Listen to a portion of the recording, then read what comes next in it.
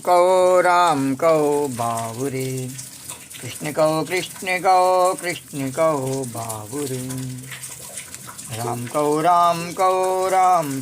बाबुरे, कृष्ण कहो कृष्ण कहो बाबुरे। राम कहो बाबुरे, कृष्ण कहो कृष्ण कहो बाबुरे। राम कहो बाबुरे, कृष्ण कहो कृष्ण कहो बाबुरे। राम कहो बाबुरे, कृष्ण कहो कृष्ण कहो बाबुरे। राम कहो बाबुरे, कृष्ण कहो बाबुरे। राम कहो बाबुरे, कृष्ण कहो बाबुरे। राम कहो बाबुरे, कृष्ण कहो बाबुरे। राम कहो बाबुरे, कृष्ण कहो बाबुरे। ओम गम गणपतये नमो नमः, श्री सिद्धि विनायक नमो नमः, अष्टविनायक नमो नमः, गणपति बप्पा मोरी। ओम गम गणपतये नमो नमः, श्री सिद्धि विनायक नमो नमः, अष्टविनायक नमो नमः, गणपति बप्पा मोरी। ओम गम गणपतये नमो नमः, श्री सिद्धि विनायक नमो नमः, अष्टविनायक नमो नमः, गणपति बप्पा मोरिया। मंगल मूर्ति मोरिया, गणपति बप्पा मोरिया, मंगल मूर्ति मोरिया। ओम गम गणपतये नमो नमः, श्री सिद्धि विनायक नमो नमः, अष्टविनायक नमो नमः, गणपति बप्पा मोरिया। ओम गम गणपतये नमो नमः, श्री सिद्धि विनायक नमो नमः, अष्टविनायक नमो नमः, गणपति बप्पा मोरिया। ओम गम गणपतये नमो नमः, श्री सिद्धि विनायक नमो नमः, अष्टविनायक नमो नमः, गणपति बप्पा मोरिया, मंगल मूर्ति मोरिया, गणपति बप्पा मोरिया, मंगल मूर्ति मोरिया। वक्रतुंड महाकाय सूर्यकोटि समप्रभा, निर्विघ्नं कुरु मे देव सर्वकार्येषु सर्वदा। राम कहो बाबुरे, कृष्ण कहो बाबुरे। राम कहो बाबुरे, कृष्ण कहो बाबुरे। राम कहो बाबुरे, कृष्ण कहो बाबुरे। बोलो राजा रामचंद्र भगवान की जय, बोलो कृष्णचंद्र भगवान की जय, बोलो द्वारिकाधीश भगवान की जय, बोलो यमुना मैया की जय। जय श्री राधे। ओम श्री परमात्मा ने नमः। कल की कथा प्रसंग से आए कन्हैया। कल के कथा प्रसंग में स्वामी अखंडानंद जी द्वारा वर्णित रास पंचाध्यायी प्रवचन से 14वें प्रकरण जो जैसे ही तैसे ही उद्धाई भाग 1 का वर्णन किया। उससे आगे जो जैसे ही तैसे ही उद्धाई भाग 2 प्रेम के प्रतिबंध का वर्णन उसी प्रकार भाव और श्रद्धा के साथ में करेंगे।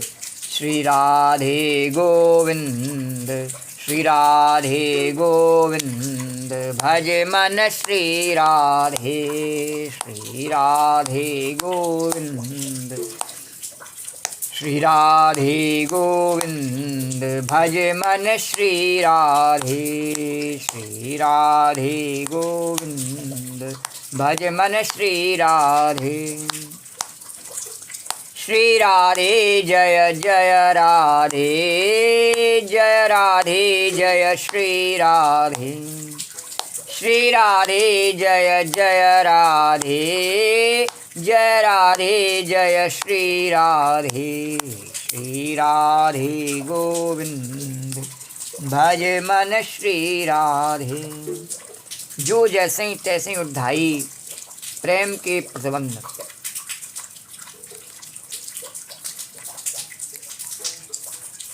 तावार्यमाणा पतिभिः पितृभिर्भ्रातृबन्धुभिः गोविन्दा प्रतात्मानो न निवर्तन्त मोहिता अंतर्ग्रहं गता कश्चित् गोप्यो लब्धा विनिर्गमः कृष्णं तद्भावनायुक्ता दध्युर्मीलितलोचना कृष्णं तद्भावनायुक्ता दध्युर्मीलितलोचना दुस्सहा प्रेष्टा विरह तीव्रतापं धृता शुभा ध्यान प्राप्त्याच्युताश्लेषा निर्वृत्त्या क्षीणमङ्गलाम् ध्यान प्राप्त्याच्युताश्लेषा निर्वृत्त्या क्षीणमङ्गलाम्। भगवान से मिलने के लिए जाना और ख्याल शरीर का करें। शरीर का ध्यान रख करके भगवान से मिलने के लिए जाना, कोई सांसारिक व्यक्ति से तो मिलना नहीं है। तो भगवान से मिलने के लिए जाना और ख्याल शरीर का करें, दोनों एक साथ नहीं हो सकते हैं। हो सकते हैं? नहीं हो सकते हैं। तो जैसे ज्ञान में देहात्म बुद्धि और ब्रह्ममयी दृष्टि दोनों एक साथ नहीं रह सकते हैं। जब ज्ञान हो जावे नहीं किसी को, सही में भगवान का ज्ञान हो जावे, होता ही नहीं है किसी को पूरे जीवन में। गोपी तेरे को हो गया? नहीं महाराज, कहाँ से हो गया? बड़े बड़े ब्रह्मज्ञानी जो है उनको नहीं हो पाया, तो मेरे को कहाँ से हो गया? तो बोले कि ज्ञान हो जावे यदि, तो उसमें देहात्म बुद्धि नहीं रह सकती है। और यदि देहात्म बुद्धि है तो फिर ज्ञान नहीं है। तो उसमें ब्रह्ममयी दृष्टि होती है, सब में ब्रह्म को देखने की, कृष्ण को देखने की उसकी दृष्टि ऐसी दिव्य हो जाती है। तो अपने देह में भी और सबके देह में भी उसे कृष्ण ही दिखता है, ब्रह्म ही दिखता है। और ऐसा नहीं हो सकता है कि उसे ब्रह्म भी दिखे और फिर देह का भान भी रहे। देह का भान नहीं रहता है फिर। तो देहात्म बुद्धि और ब्रह्ममयी दृष्टि दोनों एक साथ नहीं रह सकते। उसी प्रकार प्रेम में है। प्रेम में अपने प्रियतम के अलावा और कुछ नहीं रहता है। अगर कुछ है तो फिर प्रेम नहीं है। तो जैसे ज्ञान में विरोधी है देह का ध्यान, ऐसे ही प्रेम में विरोधी है वस्त्राभूषण। अगर गोपी सज धज के जावे, श्रृंगार करके जावे, तो वो भगवत प्रेम नहीं कहावे, तो लौकिक प्रेम हो गया। तो इसलिए उसने अपने वस्त्राभूषण का ध्यान नहीं लिया। तो ये वस्त्र आभूषण किसी सौंदर्य के सूचक नहीं है, ये सभ्यता के सूचक हैं। कोई सुंदर दिखे इसलिए हम वस्त्र नहीं पहनते हैं। और भगवान ने इस बात को सिद्ध किया है कि अक्षय तृतीया पर भगवान का श्रृंगार कैसा होता है? कुछ नहीं, कोई आभूषण नहीं, कोई वस्त्र नहीं। तो वस्त्राभूषण से जो है क्या है कि एक सभ्यता का प्रतीक है। और अगर ऐसा होता तो भगवान ने सबको वस्त्र पहना करके पैदा किया होता? नहीं, ये तो अपने आप को जो है ढकने के लिए हमने बाल में बना लिए हैं वस्त्र। किस लिए? कि लोग हमें सभ्य कहें, एक दूसरे के सामने अपने सभ्यता का ढोंग करने के लिए, और ऐसा कर लिए। ये संस्कृति के सूचक हैं। ये हमारी संस्कृतियाँ में ऐसा पहनते थे।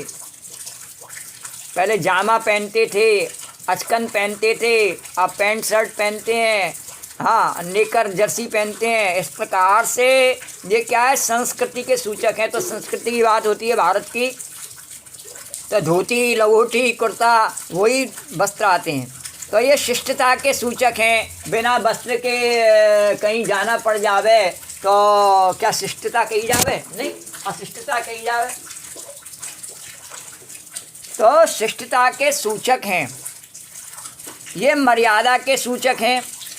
यह सब तो ठीक है, पर यदि कहो कि वस्त्राभूषण में कोई प्रेम हो, उससे कोई प्रेम प्रकट होता हो, बढ़िया बढ़िया कपड़े पहन लेने से या बढ़िया श्रृंगार कर लेने से, उससे कहीं प्रेम प्रकट होता हो।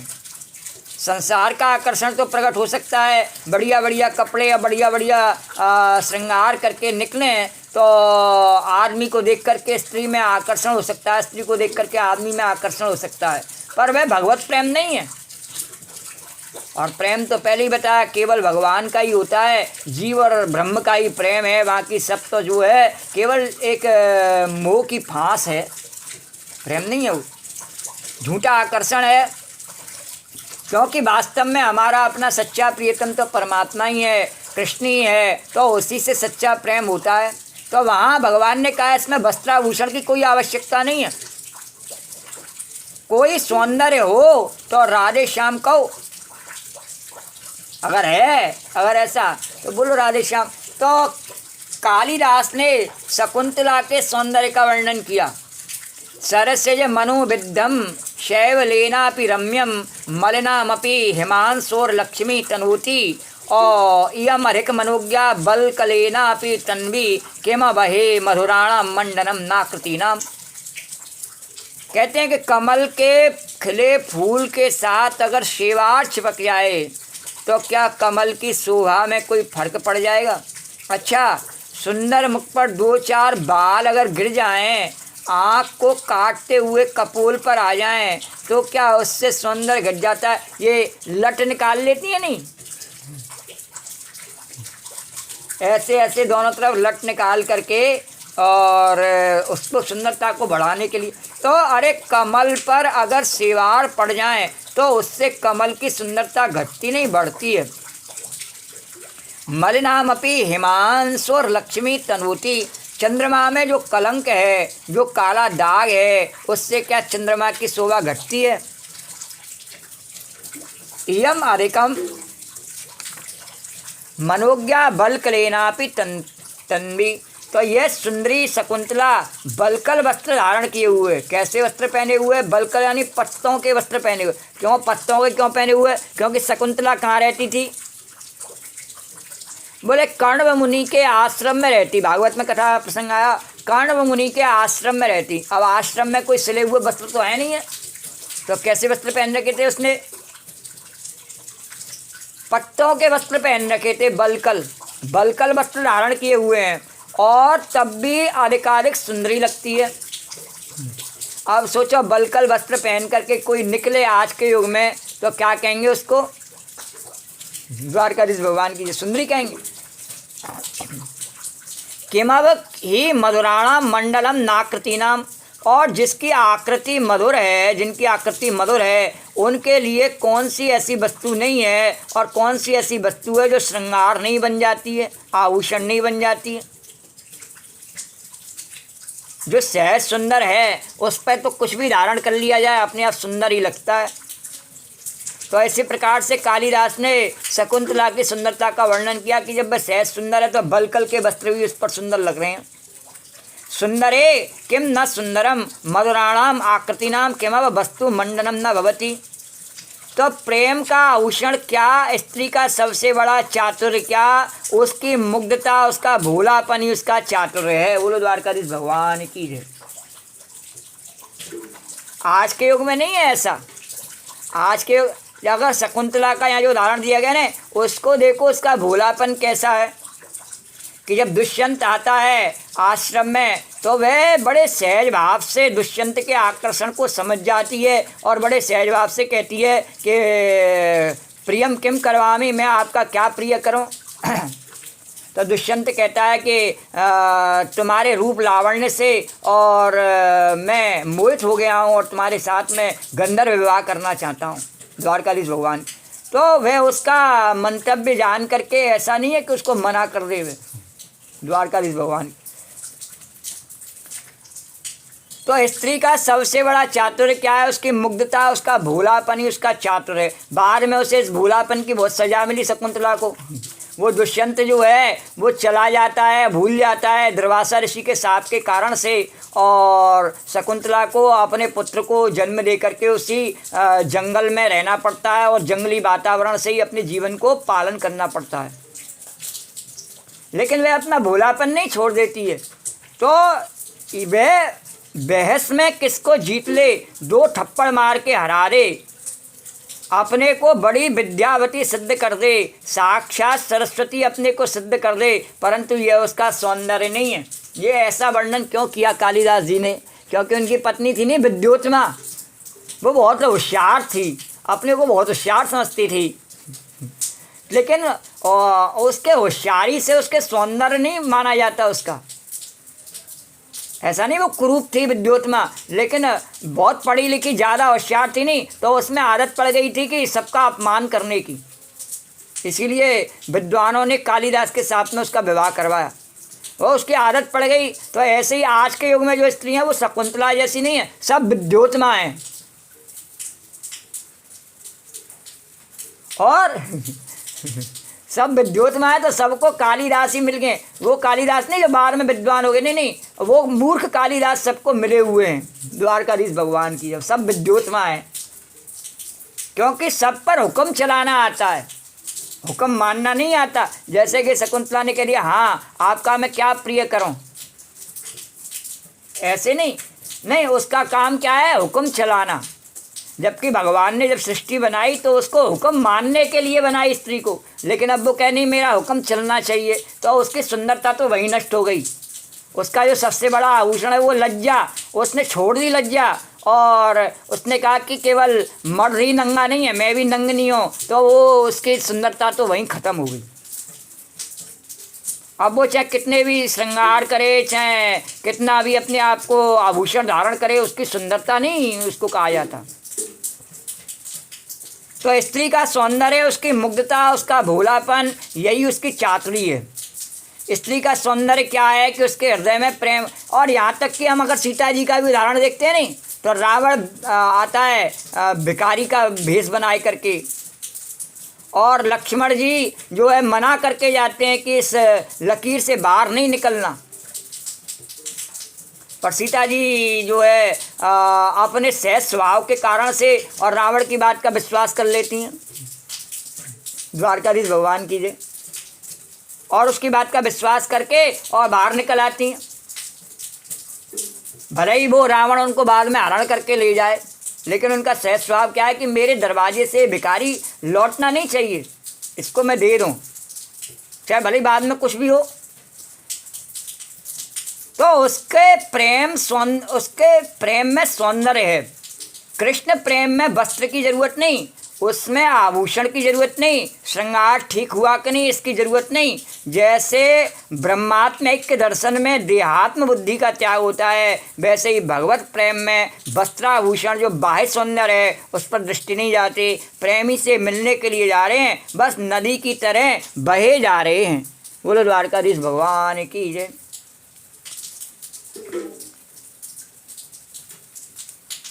यथा नद्यास्यन्यमाना समुद्रे स्तन गच्छति नाम रूपे विहाय। उपनिषद में आया है कि जैसे नदी अविसार करती है, सरकती सरकती बहती बहती समुद्र में जाकर मिलती है और अपना नाम और अपना रूप छोड़ देती है, इसी प्रकार प्रेम जब अपने प्रियतम की ओर बहता है और तब हमारा नाम बना रहे, हमारा रूप बना रहे, हम भी कुछ बने रहें, यह ख्याल नहीं रहता। बोलो द्वारकाधीश भगवान की जय। प्रेम में सबसे बड़ी विशेषता क्या है कि अपनेपन का भान नहीं रहता है। गोपी को अपनेपन का भान नहीं बोले, और रास पंचाध्यायी में वर्णन भी आता है जब भगवान अंतर्धान हो जाते नहीं तो गोपियाँ भगवान की सारी लीलाएं कैसे करती हैं, अपने आप को कृष्ण बलराम मान करके करती हैं। एक गोपी कृष्ण बन जाती है, एक पूतना बन जाती है, एक गोपी, दो गोपियाँ कृष्ण बलराम बन जाती हैं और गाय चराने के लिए एक दूसरे कंधे पर हाथ रख करके चलती हैं। तो अपने आप को कृष्ण अनुभव करने, गोवर्धन पर्वत की झांकी का अवलोकन करती हैं, उसका अभिनय करती हैं कि गोवर्धन पर्वत भगवान ने उठा, तो अपने आप को कृष्ण ही मान लेती हैं, उसका अपना स्वरूप नहीं रहता। तो जैसे नदी जब समुद्र में मिल जाती है तो समुद्र ही बन जाता है, नदी नहीं रहती फिर वो। इसी प्रकार से प्रेम में और जीव जीव नहीं रहता है, ब्रह्म ही बन जाता है, भगवान ने कहा द्वारकाधीश भगवान। और अहम की पूजा, तो हम इसी प्रकार प्रेम जब अपने प्रियतम की ओर बहता है तब हमारा नाम बना रहे, हमारा रूप बना रहे, हम भी कुछ बने रहें, यह ख्याल नहीं रहता। और जिसके मन में ऐसा ख्याल है कि हम भी कुछ हैं, वो भगवान से प्रेम के पास भटक नहीं सकता है। हाँ है तो अपने घर में बना रहे, मैंने तेरे को सब दिया है, घर दिया है, बाहर दिया है, संपत्ति दी है, परिवार दिया है, बना रहे, लेकिन मेरे पास आना तेरा कुछ नहीं है। फिर इस सत्यता को स्वीकार कर ले, तब मेरे पास आना। और ये शरीर के कपड़े भी उतार देना, द्वारकाधीश भगवान की जय।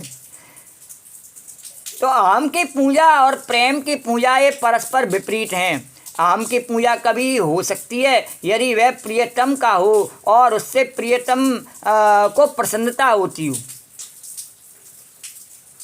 अपने प्रियतम के अहम को भी स्वीकार किया जाता है पर अपने अहम को नहीं। तो ये मालूम पड़े कि इस वस्त्राभूषण से वे प्रसन्न होंगे तो वही धारण कर लेंगे, और यदि ऐसा लगता है कि नहीं हमारे वस्त्र पहनने से और हमारा प्रियतम प्रसन्न है तो उसको धारण कर लेंगे। वो द्वारकाधीश भगवान की है। लेकिन भगवान ने कहा नहीं, वस्त्र उतार के चलिए गोपी बाहर, नदी में से, यमुना जी में से बाहर निकलिए, अभी तेरे वस्त्र मेरे पास हैं, तू इसी स्थिति में बाहर निकल के आ।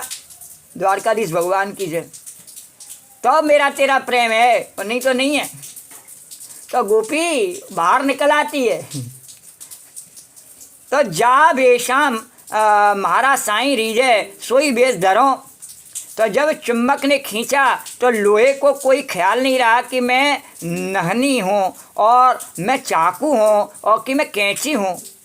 हाँ, चुम्बक जब खींचती है तो वो तो लोहा देखती है, कैंची है कि लोहे की बनी कि चाकू है कि खुरपी है, वो नहीं देखती। तो जब चुम्बक ने खींचा तब लोहा अपनी शकल सूरत भूल गया, बोला लोहा आऊँ मैं तो, और चिपक गया उससे। तो कृष्ण जो हैं ये क्या है कि श्याम चुम्बक है, राधा रानी सोना है, और तो श्री कृष्ण कसौटी है, गोपियाँ लोहा हैं, तो कृष्ण चुम्बक है। कृष्ण माने कर्षण, और जो अपनी ओर खींचे, हृदय में सोई हुई चीज का उल्लेखन करे। कृष्ण कृषक हैं, किसान हैं। एक सज्जन आए कृष्ण के पास, बोले मैं बिल्कुल निर्वासन हूँ श्री कृष्ण, मुझे तत्व ज्ञान हो गया है, मेरे मन में कोई वासना नहीं है। बोला, भगवान से कहा भक्त ने कि अरे मेरे अंदर अब कोई वासना नहीं रही, निर्वासन हो गया हूँ मैं। तो श्री कृष्ण ने कहा अच्छा, और थोड़ी देर में महाराज कहीं से घूम फिर के साड़ी पहनकर लड़की बनकर सामने आ गए। भगवान जो है उसी आदमी के पास में लड़की बन के आ गए। अब वो निर्वासन जी महाराज के मन में जो वासनाएं छिपी हुई थी उस लड़की को देखते ही प्रकट हो गई। अब निर्वासन जी तो पीछे पीछे दौड़े, कृष्ण छिप गए और फिर घूम फिर कर बालक बनकर बांसुरी लेकर के आए। बोले कहो निर्वासन जी महाराज ये क्या हुआ? अरे तुम हमसे प्रेम करो, देखो झूठ मूठ के निर्वासन मत बनो। हाँ, ये ऐसा घमंड करने की जरूरत नहीं है कि मैं निर्वासन, नहीं, ऐसा निर्वासन प्रेम तो गोपियों ने किया, हर कोई नहीं कर सकता है। बोले झूठ मूठ के निर्वासन मत बनो, और भक्ति जो है ये व्यक्ति की शक्ति है। बोलो द्वारकाधीश भगवान की जय। जीवन में हम देखते हैं क्या है, धन एक शक्ति है, ये शरीर भी एक शक्ति है, मन भी एक शक्ति है, हाँ, और हमारा परिवार, संगठन, नाम, यश, वो सब हमारी गुडविल, वो सब शक्तियाँ होती हैं। लेकिन ये सब शक्ति जो है नहीं, ये सब नश्वर हैं और एक दिन नष्ट हो जाती हैं। लेकिन जो भक्ति की शक्ति है, वो आत्मा की शक्ति है, वो कभी नष्ट नहीं होने वाली है, उसको पहचानना है। द्वारकाधीश भगवान की जय। तो अच्छा, एक बात आपको बताता हूँ कि हम ईश्वर को चाहें कि ईश्वर हमको चाहे,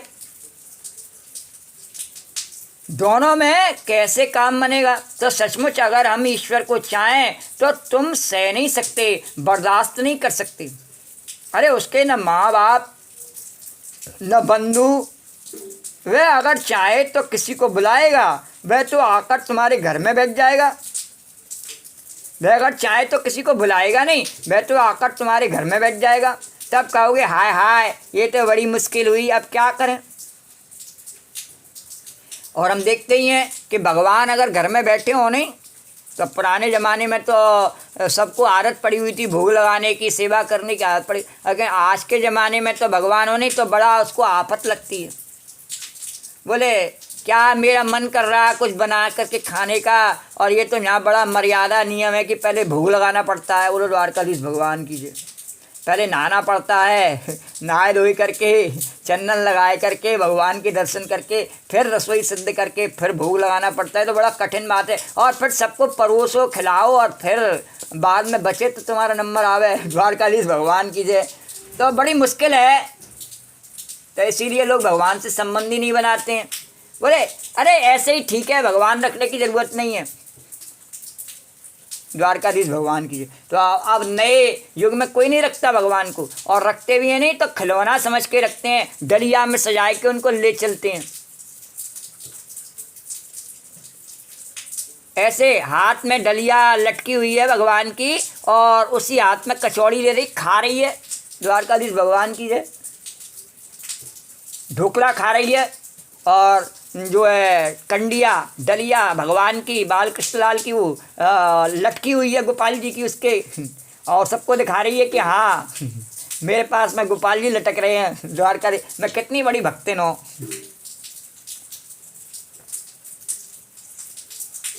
तो उसकी न तो जाति भगवान की, न बिरादरी, न नर्क, न स्वर्ग, न पुनर्जन्म, न माँ, न बाप, न कोई रोकने वाला, न वेद, न धर्म।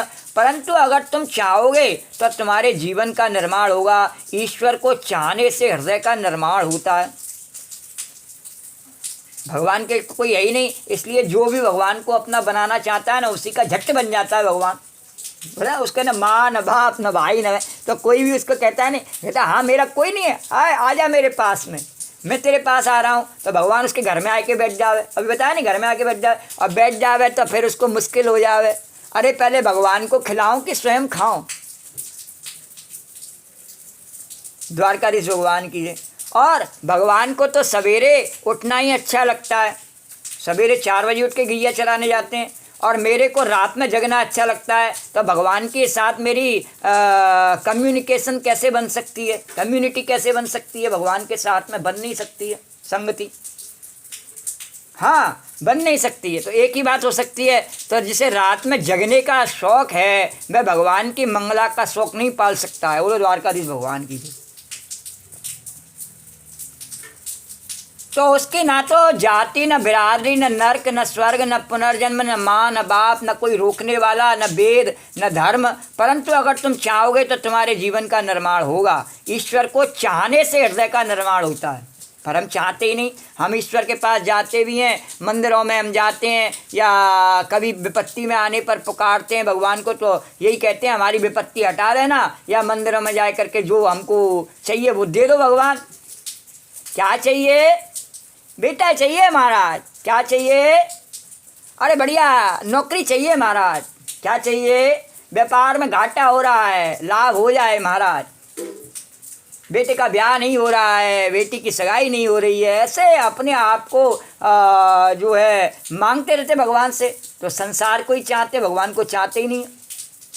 तो जब तक भगवान को नहीं चाहते हैं तब तक हृदय का निर्माण नहीं होता है, तब तक वो रूखा एक क्या कहें डब्बा है, खाली डब्बा है, जिसमें वासनाओं का कूड़ा भर देते हैं हम। वो हृदय नहीं कहा जाता उसको।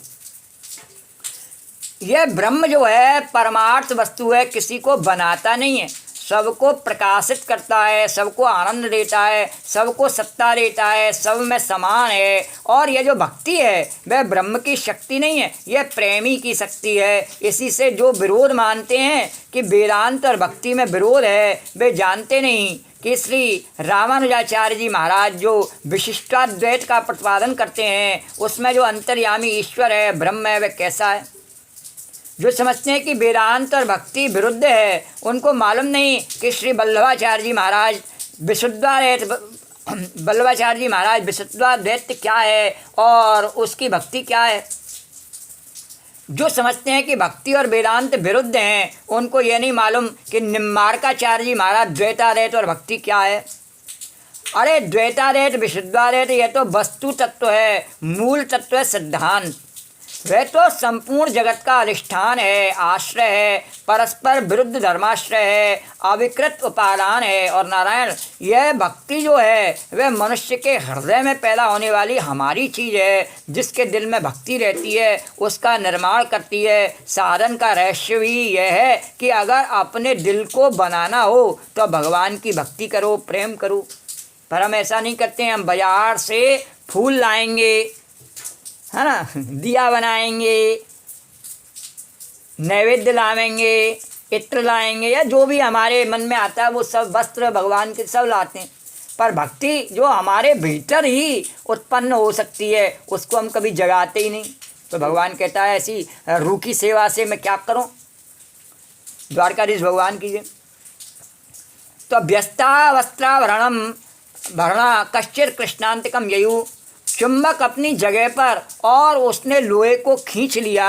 सोना जाकर कसौटी से मिल गया, यह है कृष्णांतिकम ययु। अब कहो कि विघ्न ना पड़े, तो जो विघ्न से हार जाता है वह भक्ति के प्रेम के मार्ग में चलने योग्य नहीं है, धर्म के मार्ग में चलने योग्य नहीं है। और जब हम भक्ति के, अरे सामान्य संसार के धन कमाने का काम करते हैं या कोई और संसार में घर बनाने का काम करते हैं, जो भी है कोई भी काम हम करते हैं ना संसार में, तो उसमें भी अनेकों विघ्न आते हैं। जब संसार के काम में इतने विघ्न आते हैं तो सोचो जो भगवान का काम है उसमें कितने विघ्न आते होंगे। उसमें तो बहुत विघ्न आते हैं। गोपी आते हैं नहीं? हाँ बिल्कुल, मैं अपने अनुभव से कहती हूँ, कोई ऐसा नहीं दूसरे से कई सुनी बात कहूँ, नहीं आते ही हैं विघ्न उसमें।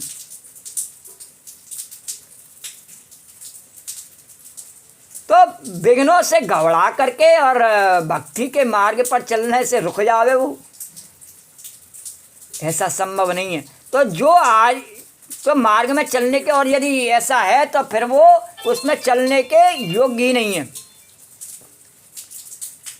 ये जो आजकल स्कूल और कॉलेज से पढ़कर निकलते हैं और अपने माँ बाप को अहमक बोलते हैं, वे भला क्या जाने कि भक्ति क्या होती है। उनसे कहो ईश्वर का भजन करो तो कहेंगे भक्ति क्यों करें, कभी ईश्वर ने बनाई होगी सृष्टि, अब ईश्वर नहीं है। हाँ, नास्तिक लोगों का कहना है हाँ जब होगा राम, जब होगा कृष्ण, जब होगा शंकर, जब होगा, अब तो हमारा राज्य है। हम गाड़ी मोटर लेकर के जब निकलते हैं शान से तो अपने आप को रावण से कम नहीं समझते हैं। बोलो द्वारकाधीश भगवान की जय। बताओ, रावण तो अब भी है उनके लिए, कंस अब भी है उनके लिए, उसका जैसा अभिनय करने के लिए तैयार हैं, पर उनके हृदय में भगवान की भक्ति क्यों नहीं आती? बोले है ही नहीं भगवान। तो जब बनाई होगी सृष्टि भगवान ने, अब तो हमारे चलाने से चल रहा है मामला। बोलो द्वारकाधीश भगवान। तो अब ईश्वर नहीं है, अरे बाबा ईश्वर है तो सर्वदा है, नहीं तो हम लोगों का तो यह पक्ष है कि कदाचित यह बात भी मान ली जाए कि ईश्वर नहीं है तो अभी भक्ति करने वाले का कल्याण होगा, हित होगा, मंगल होगा। यह पक्ष शास्त्र में है कि यदि कदाचित ईश्वर न भी हो तो उसका ध्यान करेगा, उसका भजन करेगा, प्रेम करेगा, उसका कल्याण होगा। तो लौकिक नियम ऐसा है कि प्रारभ्यते न खलु विभ्र भयेना विघ्न भयेना नीचे।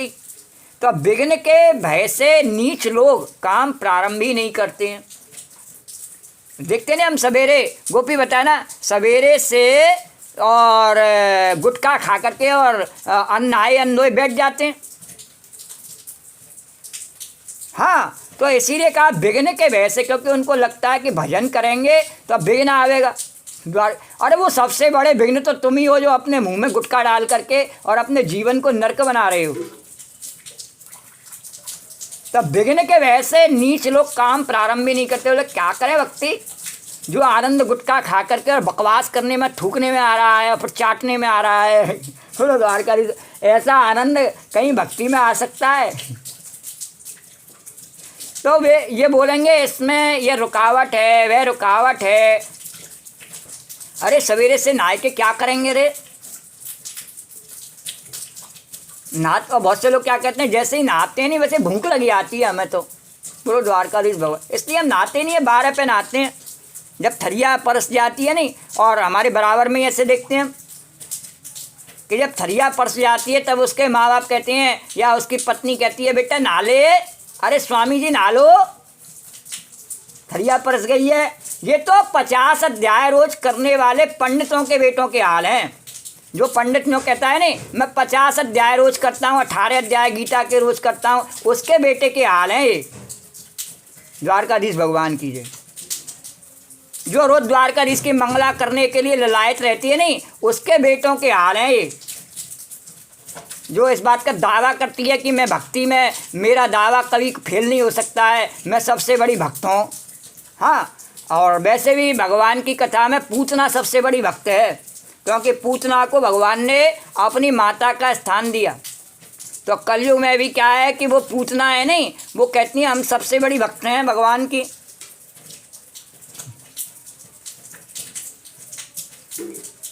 तो यदि काम प्रारंभ किया तो यह रुकावट है, उसको जो मददगार है वह दिखाई नहीं पड़ेगा और जो रुकावट है वह दिखाई पड़ेगी। भगवान मदद भी करता है। अगर एक बार कोशिश करें नहीं सवेरे उठ करके भगवान का भजन करने की, तो विघ्न भले ही आवे, लेकिन भगवान अनेकों प्रकार से उसकी सहायता भी करता है। अब जो करता है उसी को तो इस बात का अनुभव है, किया ही नहीं कभी। तो यदि काम प्रारंभ किया और उड़ुक लग गई तो बोलेंगे अरे अमंगल हो गया।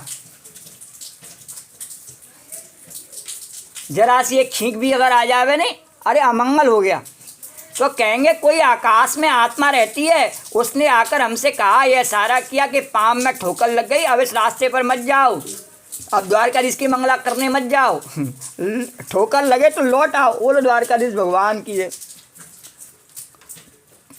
तो हम आपको अपने जीवन की कितनी बात बता सकते हैं कि पहले उसमें खूब विघ्न आया। स्वामी अखंडानंद जी कह रहे, एक बार हम कर्णवास से हरिद्वार के लिए चले पैदल, कोई 200 मील होगा।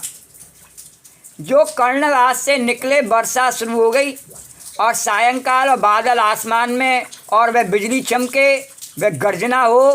3 मील चलते चलते रात हो गई। ऐसा लगे कि पहले ही उसमें मक्खी गिरी, बड़ा विघ्न पड़ा। फिर एक रोशनी दिखाई पड़ी। नहर पार कर रास्ते में, रात में बिल्कुल रोशनी के सीध में, रास्ते में नहीं, खेतों में भरा हुआ पानी पार करके गांव में 10 बजे पहुंच गया। बोलो द्वारकाधीश भगवान की जय। और जाने पर उन लोगों ने आग जलाई और हमारे भीगे कपड़े सुखाए, दूध पिलाया, सो गए। लेकिन उसके बाद हरिद्वार तक कभी वर्षा नहीं आई। बड़े आनंद से यात्रा हुई। उसी दिन आई बस, जब चल रहे थे पैदल चलने के लिए, कर्णवास से हरिद्वार के लिए पैदल यात्रा के लिए निकले, तो पहले दिन ही ऐसी वर्षा और ऐसी गर्जना आई कि उनके उसमें विघ्न आ गया। लेकिन वो रुके नहीं और बाद में फिर कहीं नहीं आई। बोलो द्वारकाधीश भगवान। तो भगवान भी परीक्षा लेता है। जैसे आज स्नान ध्यान की पूर्णमासी है नहीं, तो रात को तो बड़े जोश से हमारी पूतना मैया ने कहा कि स्नान ध्यान की पूर्णमासी है। अब जब सवेरा स्नान ध्यान का समय हुआ तो सो रही। बाद में भगवान ने कहा अब हम स्नान ध्यान करा ही देते हैं। तो आप देख ही रहे हैं किस प्रकार से वर्षा हो रही है, और जो नहीं करना चाहता उसको भी स्नान करा दिया जा रहा है। बोलो द्वारकाधीश भगवान की जय। तब अब पहले दिन हम सोचते कि मक्खी गिर गई तो यात्रा कहाँ से होती। नारायण, विघ्न आने पर जो अपना मार्ग छोड़ देते हैं उनके अंदर कोई जीवन नहीं है भला, वो धिक्कार का जीवन है। ऐसे तो सांप केंचुआ भी जी लेते हैं।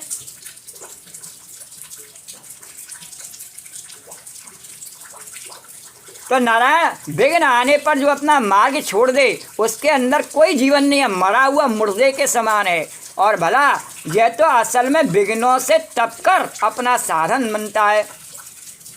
जिसे विघ्नों से डर लगता है वो भक्ति मार्ग में नहीं चल सकता है।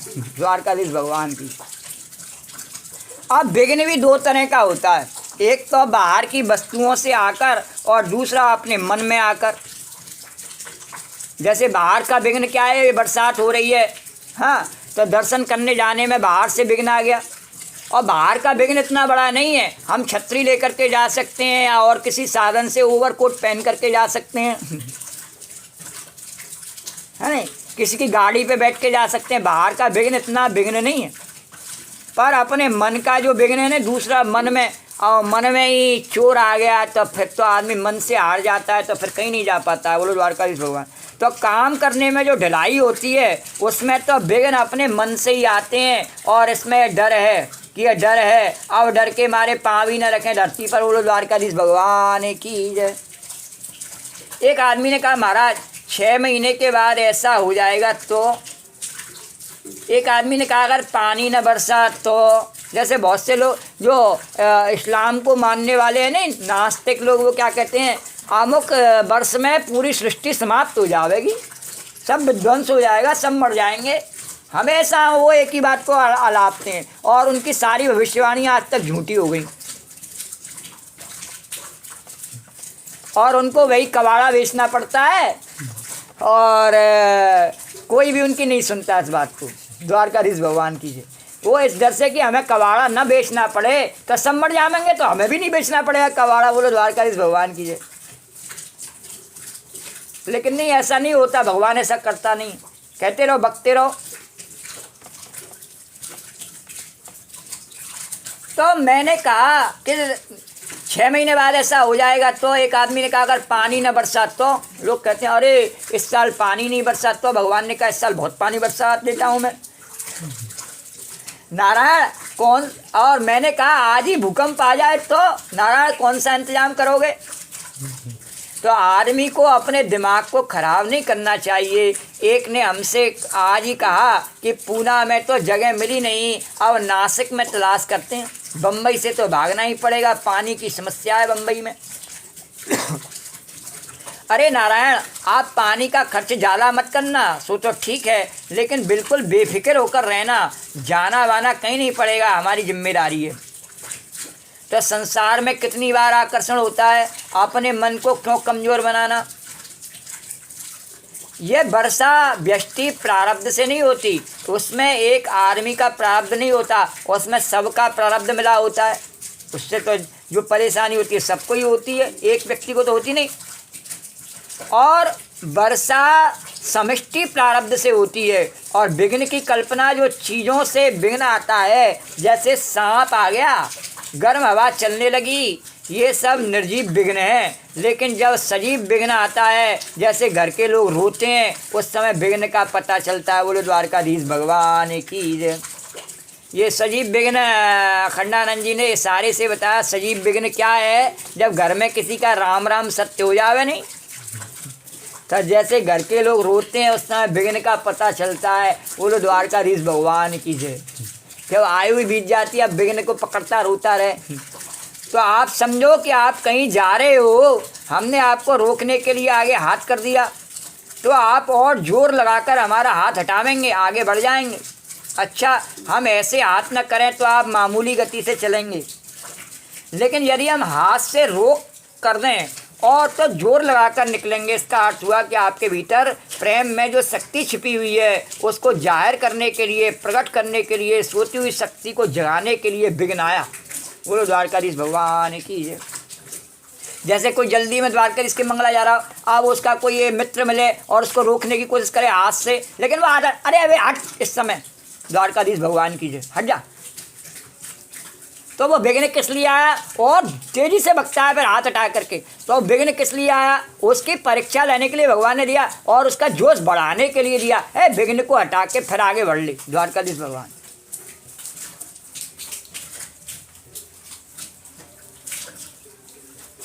तो आप समझो आप कहीं जा रहे हो और हमने आपको रोकने के लिए हाथ आगे कर दिया, तो आप और जोर लगाकर हाथ हटाएंगे, आगे बढ़ जाएंगे। अच्छा, हम ऐसे हाथ न करें तो आप मामूली गति से चलेंगे, और यदि हम हाथ से रोक कर दें और जोर लगाकर निकलेंगे, इसका अर्थ हुआ कि आपके भीतर प्रेम में जो शक्ति छिपी हुई है, उसको जाहिर करने के लिए, प्रकट करने के लिए, सोती हुई शक्ति को जगाने के लिए विघ्न आया। तो गोपियाँ भी जब श्री कृष्ण के पास चलीं तो उनको भी विघ्न आया। यह कोई उनके पाप का फल नहीं, यह तो उनके पुण्य का फल है। अरे पुण्य नहीं, श्री कृष्ण की कृपा का फल है।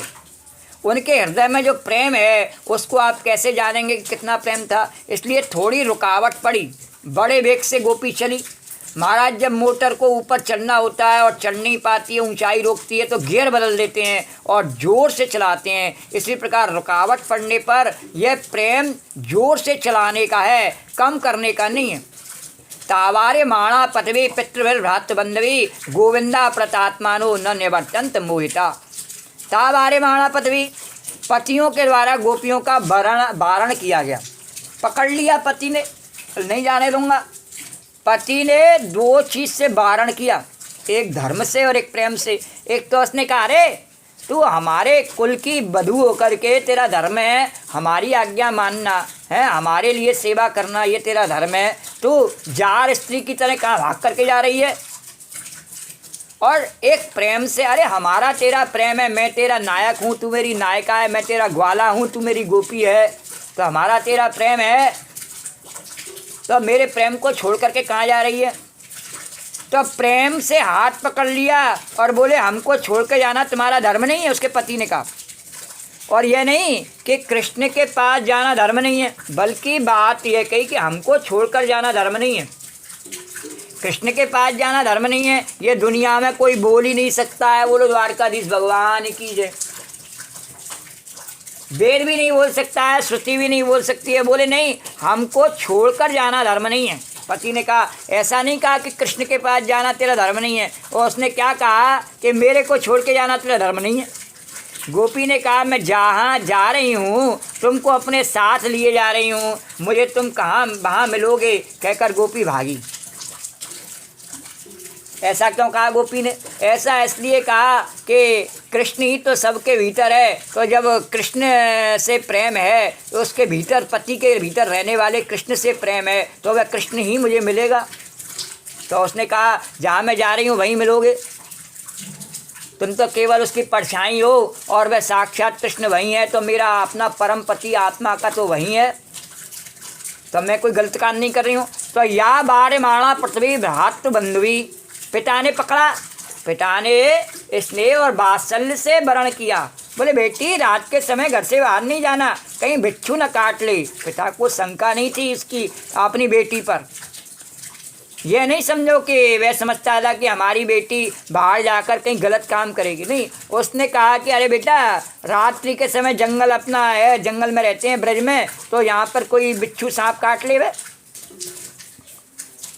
माँ बाप प्राय अपने बेटी बेटों पर इतना विश्वास करते हैं कि देखकर दंग रह जाना पड़ता है, और बेटी बेटा हमेशा ही माँ बाप को धोखा देते आए हैं, और माँ बाप हमेशा से ही विश्वास करते आए हैं। बोलो द्वारकाधीश भगवान की। और ये ऐसे चलता है क्रम कि जब हम छोटे होते हैं तो हम अपने माँ बाप को धोखा देते हैं, और बाद में फिर हमारे बेटा बेटी हमें धोखा देते हैं। बोलो द्वारकाधीश भगवान की।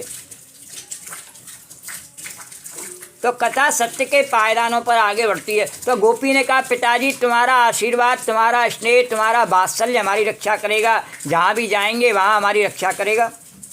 भ्रातृ बंधु भी, भाई आए, बोले बहन अकेले अकेले मत जाओ, मैं साथ चलूँ। गोपी बोली, अभी बोलो मत। बंधु भी माने परिवार वाले लोग आए, बोले अरे सुनो, कहाँ जाती हो? पर वहाँ सुनने वाला कौन था? गोपी का चित्त तो गोविंद ने चुरा लिया था। तावरे माणा गोविंद प्रयत आत्मनो न निवर्तंत मोहिता।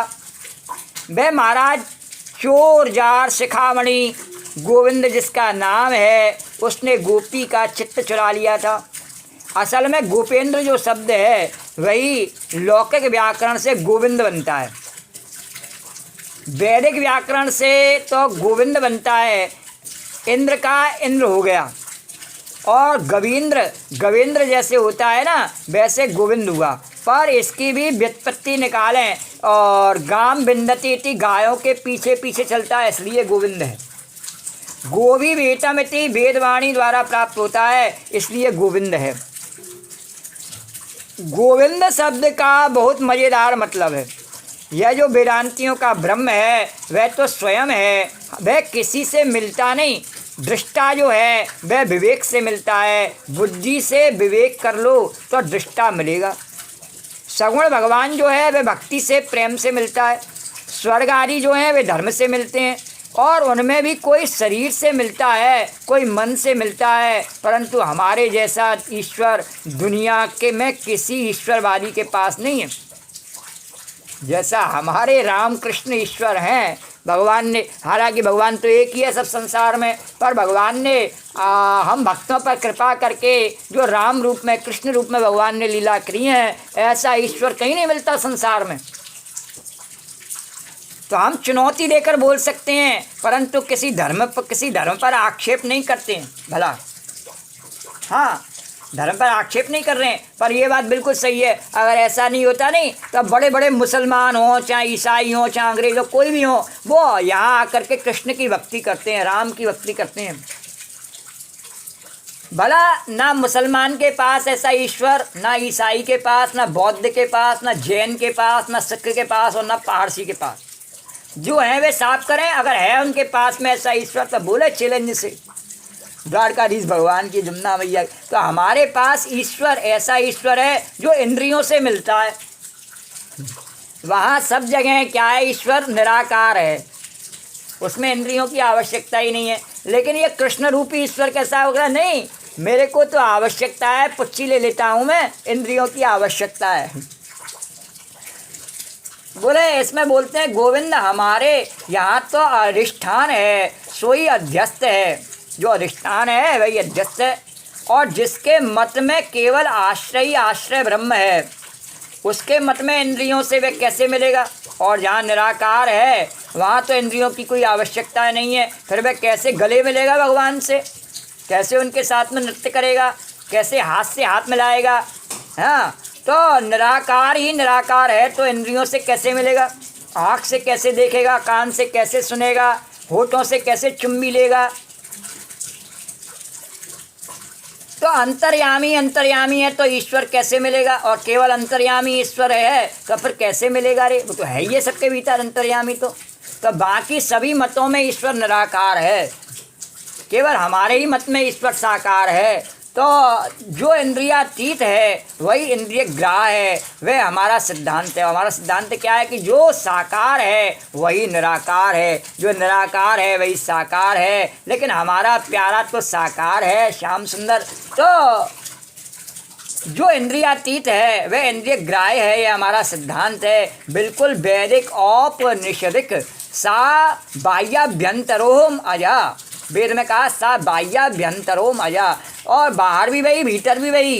गोविंद माने यही कि अरे आओ आओ, हम तुमको ऐसा ईश्वर देते हैं जिसको तुम आँख से खूब देख लो, नाक से सूंघ लो, त्वचा से छू लो, जीभ से चाट लो, और कलेजे से लगा लो, और कान से सुन लो, उसकी नाक से नाक सटा लो। भगवान जानी कहेगा तेरी नाक में बास आ रही है, नाक से नाक सटा लो, और उसके सांस से सांस मिला दो, उसके सिर से सिर टकरा लो। ऐसा ईश्वर सिर्फ हमारे पास है। बोलो द्वारकाधीश भगवान की है। अरे ये भागवत धर्म की महिमा है। और जो लोग वेदांत, लेकिन एक बात पर ध्यान देने की ज़रूरत है कि ऐसा ईश्वर तब मिलता है जब गोपी अपने लौकिक पति को छोड़ देती है, लौकिक परिवार को छोड़ देती है, तब ऐसा ईश्वर मिलता है। विभीषण जब रावण को, लंका के साम्राज्य को छोड़ देता है, तब ऐसा ईश्वर मिलता है। वो तो ऐसे नहीं मिलता है। द्वारकाधीश भगवान की है तो साकार, पर उसका मिलना निराकार से भी कठिन है। निराकार तो ध्यान करके मिल भी जावे, पर ये साकार तो तब तक नहीं मिलता जब तक मन में दूसरी कुछ आशा है, अभिलाषा है, तब तक नहीं मिलता। तभी मिलता है जब आशा एक राम जी से दूजी आशा छोड़ दे, और नाता एक राम जी से दूजा नाता तोड़ दे। तो ये भागवत धर्म की महिमा है। और जो लोग वेदांत को ठीक ठीक समझते हैं, केवल व्यक्ति रेख दृष्टि में जो फंसे हुए नहीं है, ये नहीं फंसे हुए नहीं है कि ये नहीं, जिसको अन्वय दृष्टि प्राप्त है, जिनको सर्वात्म बोध है, वे जानते हैं कि यत्र यत्र मन हो जाती तत्र तत्र समाधया। जहाँ जहाँ मेरा मन जाता है वहाँ ईश्वरीय मेरा कृष्ण ही है। कहीं भी जावे मेरा मन, द्वारकाधीश बाबा, ऐसी कोई जगह ही नहीं जहाँ कृष्ण नहीं है, ऐसा कोई व्यवहार ही नहीं जिसमें कृष्ण नहीं है। तो जहाँ जहाँ मन जाता है वहाँ वहाँ समाधि है। इसलिए हमेशा मैं समाधि, गोपी कहती है हमेशा समाधि में ही रहती हूँ। कहीं भी जावे मेरा मन हमेशा समाधि, क्योंकि मैं उसी को देखती हूँ, कृष्ण को। तो यद यद पश्यति चक्षुभ्याम तत्तद ब्रह्म, आँख से जो देखता है सो ब्रह्म है। येलो ब्रह्म, सावरा ब्रह्म, सलोना ब्रह्म, सुरीला ब्रह्म, मुस्कान वाला ब्रह्म, चित्रवन वाला ब्रह्म, कुंडल वाला ब्रह्म, बुलाक वाला ब्रह्म, तिलक वाला ब्रह्म, काले बादलों वाला ब्रह्म, मयूर मुकुट वाला ब्रह्म, बंसी वाला ब्रह्म, पीताम्बर वाला ब्रह्म। अरे ब्रह्म, यह गोविंद जिसका नाम है, इसने क्या किया कि अप्रतात्मना गोविंदा प्रतात्मनो न निवर्तन्त मोहिता। गोविंद ने ऐसा ठगा महाराज, और ठगी नहीं लिया, लूट लिया। बोलो द्वारकाधीश भगवान की जय। तो अपरत शब्द का अर्थ है लूट लिया, अपहृत। देखो भगवान को जब पालन पोषण करना होता है तब राजकुमार बनते हैं, और ज्ञानोपदेश करना हुआ तो ब्राह्मण बनते हैं। कपिल बन गए, दत्तात्रेय बन गए, व्यास बन गए, सुखदेव बन गए। और जब लूट मार करना हुआ तो लोगों का मन लूटना हुआ तो हमारा अहीर बन गए। यह अहीर का जो है ना, वह कैसा है कि कड़ गयो अबीर पे अहीर को कड़े ना।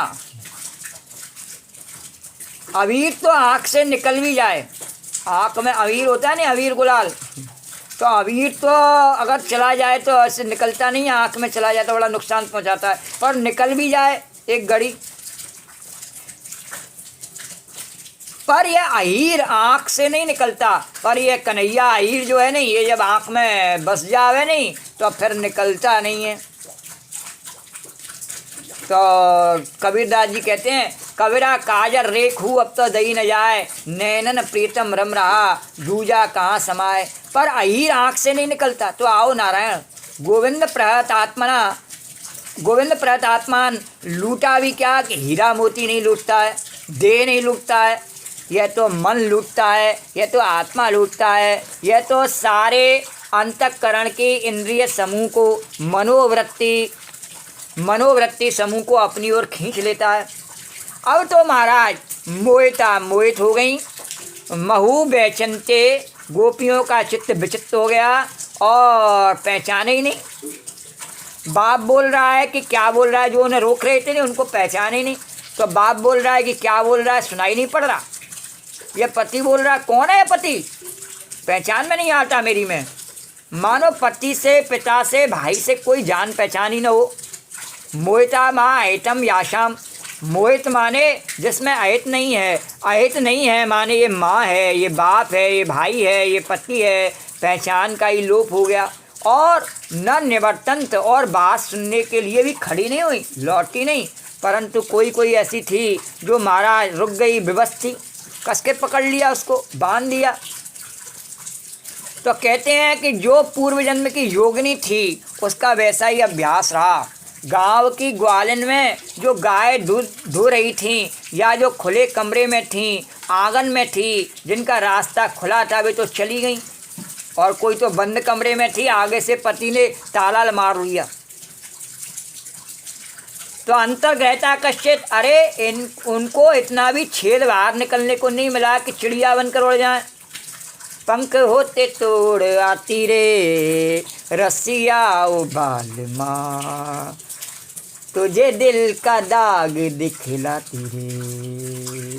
दूर से देखा मौसम हंसी था, अरे आने वाले तू ही नहीं था। तो इस प्रकार से गोपी ने कहा कि मैं तो चिड़िया बन के भी इतना भी छेद नहीं निकल जाऊं।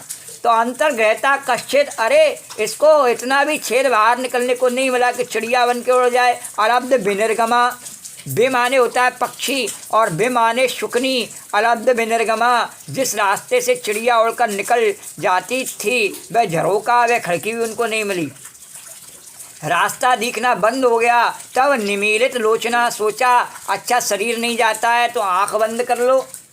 निमीलित लोचना, ये आँख अगर भगवान से अलग ले जाती हो तो आँख नहीं चाहिए, ये ईश्वर को देखने के लिए बनी है, परंतु प्रेम होगा तब ना।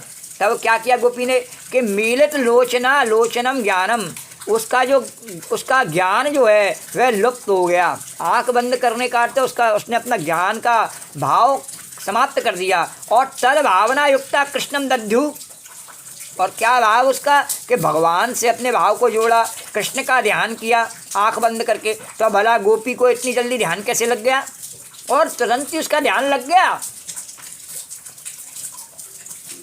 जन्म जन्म मुनि जतन कराई, अंतराम मुख आवत नाही। जन्म जन्म मुनि यतन करते हैं और उनका ध्यान नहीं लग पाता है, लेकिन गोपी का 1 सेकंड में ध्यान लग गया। तो भला गोपी को इतनी जल्दी ध्यान कैसे लग गया। तो हमेशा से भावना तो वही थी, कृष्ण की भावना, कृष्ण की भावना। तो जिसके प्रति भावना होती है उसका ध्यान लग जाता है। ध्यान लगने का यही तरीका है। जिसको व्यक्ति सवेरे शाम उठते बैठते सोचता ही रहता है, जिसका उसे ध्यान रहता है उसका ध्यान उसे लगाना थोड़ी पड़ता है कोई। गोपी बताना यार, उसका लगाना पड़ता है, मेरा ध्यान तेरे को लगाना पड़ता है क्या?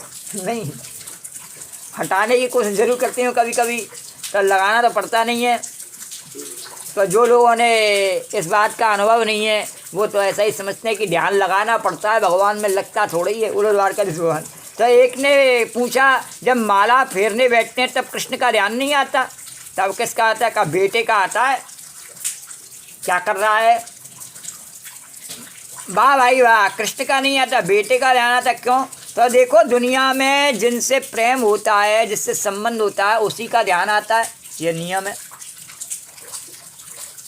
तुम्हारा कृष्ण से कोई संबंध नहीं है, उससे प्रेम नहीं है, पुत्र से प्रेम है, संबंध है, इसलिए हाथ में माला होती है। अरे प्रत्यक्ष में देखते हैं, ये अखंडानंद जी कह रहे हैं और या शास्त्र में ऐसा वर्णन है, ऐसा नहीं, हम प्रत्यक्ष में, गोपी बता, प्रत्यक्ष में देखते हैं नहीं ये बात।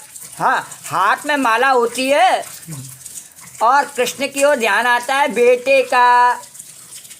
हेलो, हाँ कर रही आ रही है फोन, हाँ हाँ हाँ हाँ। भगवान भी कहते हैं, अरे हनुमान जी भी कहते हैं, हनुमान चालीसा बोलने के लिए और विचार बना, हनुमान चालीसा बोलो, जय हनुमान ज्ञान गुण सागर आपन तेज समारोह आप है। उतनी देर में फ़ोन आ गया, हाँ ना हनुमान चालीसा बोल रही मैं, हाँ पाठ कर रही ना, सेवा कर रही ना, मैं तेरे फ़ोन का इंतजार कर रही बेटा, हाँ बोल। तो देखो, आत्मा ब्रह्म तो संबंध रहित है, परंतु कृष्ण की जो प्रियता है वह संबंध युक्त है। तुम्हारे मन में कृष्ण से संबंध का बंधन है ही नहीं, जरा भी लज्जा नहीं आती, जरा भी इस बात की मर्यादा नहीं होती कि इस समय मैं इससे बात नहीं करूँगी, द्वारकाधीश भगवान की। लेकिन नहीं, कृष्ण कौन होता है, हनुमान जी कौन होते हैं, राम जी कौन होते हैं, पहले मेरा बेटा होता है। अरे तुम्हारे सैकड़ों रिश्तेदार हैं, नातेदार हैं, उनमें कोई एक आध रिश्ता कृष्ण से भी जोड़ो। अरे इतनों से जोड़ रखा है, कृष्ण से एक भी रिश्ता नहीं जोड़ा जाता। तात मात गुरु भ्रात सखा तू सब विदुहित मेरो। अरे तोय मोय नाते अनेक मानिए जो भाव है, जो तो तुलसी कृपाल चरण। तुलसीदास जी ने तो सबरे नाते भगवान से जोड़ लिए। तो देखो, जब तक यह शरीर है, जब तक दिल है, इसको मेरा करके रखोगे तो रोगे, और इसको तेरा करके छोड़ दोगे तो सुखी रहोगे। ये मेरा है, मेरा है, तो हमेशा रोते रहोगे। इतना आसान नहीं है तेरा कर देना, लेकिन नहीं, मेरा नहीं है कन्हैया, तेरा है, तो फिर रोने की आवश्यकता नहीं है। तो भक्ति का यही रहस्य है, मैं को काटता है ज्ञान और मेरे को काटती है भक्ति। तो दुनिया में जो मेरापन है, यह मेरा, यह मेरा, वह मेरा, इसकी जगह भक्ति बनती है, बनाती है। और मेरा ईश्वर, ईश्वर के सिवाय मेरा और कोई नहीं, भगवान मेरा, नारायण मेरा, लो बन गई बात। नहीं जी, घर मेरा, गली मेरी, नाली मेरी, इनको अपना बनाने में फायदा है कि कृष्ण को अपना बनावे हम, द्वारकाधीश को अपना बनावे हम। बोलो द्वारकाधीश भगवान की जय। तो ईश्वर के प्रति अतिशय ममत्व का नाम भक्ति है। सम्यक मिश्रणता स्वांतो ममात्वातिशय अंतकः और भाव साएव शांतात्मा बुधई प्रेमा निगध्यते। विद्वान लोग प्रेम किसको कहते हैं? एक तो दिल को खुरदरा मत रखो, जैसे घर की जगह नहीं कैसे बनाते हैं, चिकनी ग्रेनाइट से, है ना, मकराने से उसको चिकना बनाते हैं। यहाँ तक कि बाथरूम को भी चिकना बनाते हैं टाइल लगा करके।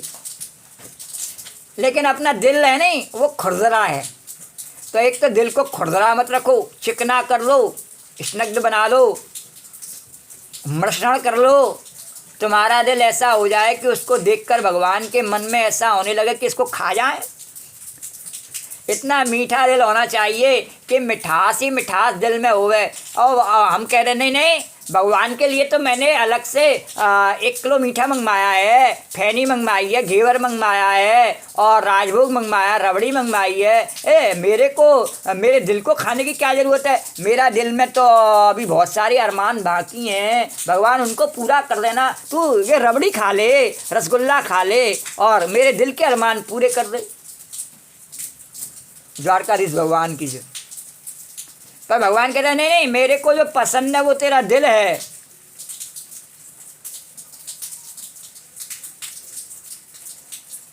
तो इतना मीठा दिल होना चाहिए कि मिठास ही मिठास दिल में होवे, कड़वाहट न हो। वो एक गाना आता है, तेरे चेहरे पे जो काला तिल है वही मेरा दिल है, वही। भगवान कहते हैं तेरे अंदर जो कालापन है नहीं, उसी को मुझे चाहिए। द्वारकाधीश, तो मैं काला हूँ नहीं, उसको दे रहे मेरे को, मैं इसे साफ कर दूंगा बिल्कुल। तो दुनिया में अगर किसी को देखकर तुम्हारा दिल कड़वा हो जाता है तो भगवान को कड़वी चीज़ ना पसंद है। हाँ, किसी को देख करके और मन में गुस्सा आ जावे, क्रोध आ जावे या बदले की भावना आ जावे तो भगवान ने कहा उस समय में उसके दिल में रहता ही नहीं। द्वारकाधीश हो, अगर तुम्हारा दिल हमेशा मीठा मीठा रहता है तो तुम्हारे पीछे दिल को भगवान, तुम्हारे मीठे दिल को भगवान अपना भोग्य बना लेंगे। वे जब तुम्हारे दिल में रूप होगा तो उसको देखेंगे, रस होगा तो चखेंगे, गंध होगा तो सूंघेंगे और शब्द होगा तो सुनेंगे। तुम्हारे दिल में जो होगा उसको भगवान अपना भोग्य बना लेंगे। लेकिन पहले दिल को मीठा कर लो। देखो, गन्ना के देश में पैदा होते हैं भगवान, आपको मालूम है कि नहीं भगवान किस देश में पैदा होते हैं? हमारे देश में सबसे ज़्यादा क्या उगता है? गन्ना, शक्कर, चीनी। किसी देश में नहीं उगती है, और उगती हुई तो इतनी मात्रा में नहीं उगती है। द्वारकाधीश भगवान की जय, उस क्वालिटी की नहीं उगती है। तो जिस देश में गन्ना ज़्यादा पैदा होता है उस देश में भगवान के अवतार ज़्यादा होते हैं। आप पता लगा लेना गन्ना कहाँ ज़्यादा पैदा होता है। दूसरे प्रदेशों में आचार्य लोग जो वैराग्यग्रस्त हैं वे पैदा होते हैं, जैसे रामानुजाचार्य, वल्लभाचार्य, निम्बार्काचार्य, लेकिन भगवान वहाँ पैदा होते हैं जहाँ खूब गन्ना पैदा होता है। ये आचार्य सब कहाँ हुए? दक्षिण भारत में हुए। वहाँ गन्ना उतना नहीं होता है, नारियल होता है कठोर, और गन्ना रस वाला कहाँ होता है? हमारे उत्तर भारत में होता है। द्वारकाधीश भगवान की से तो जैसे जहाँ खूब गन्ना पैदा होता है, गुड़ हो, शक्कर हो, उसको खिलाने के लिए शक्कर चाहिए, और शास्त्रों में आता है नहीं पहले पुराने, अब तो बहुत सारे मीठे की बात करता है व्यक्ति, लेकिन पहले शास्त्रों में जो कथाओं में वर्णन आता है तो किसका? पंजीरी और गुड़ का ही वर्णन आता है। आटे की पंजीरी और गुड़ का वर्णन आता है, क्या खीर का वर्णन आता है, और किसी मिठाई का वर्णन नहीं आता है। तो उसको खिलाने के लिए शक्कर चाहिए, और भगवान को कहते हैं मैं तो गुड़ का चेटा हूँ, थोड़ा सा गुड़ ही रख दे। तो कटु वाक्य भगवान को पसंद नहीं, मिष्ट मधुर वाक्य चाहिए उसको। दिल को खूब सौंधी सौंधी मीठी चाशनी बना कर रखो और उसमें सबको डुबाते जाओ। भगवान को चाहिए प्रेम भोग, सूखा योग नहीं, और श्री कृष्ण के प्रति ममता का भाव ही प्रेम है। तो कृष्ण का ध्यान, भगवान का ध्यान होगा यदि एक तो तुम भगवान के साथ संबंध बनाओ और दूसरा उसके साथ प्रेम जोड़ो।